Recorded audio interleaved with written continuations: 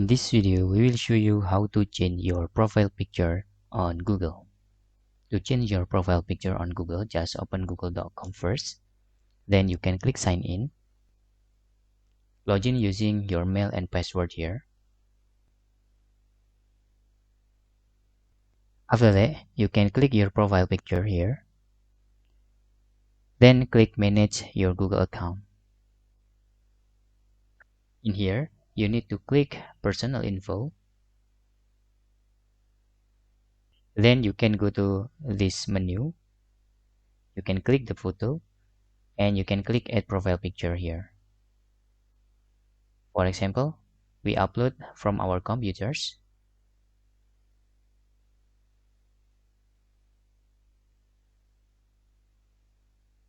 And it's done.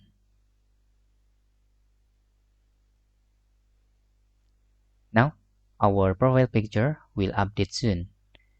In one day, maybe your all of linked to Google account will change your picture to this.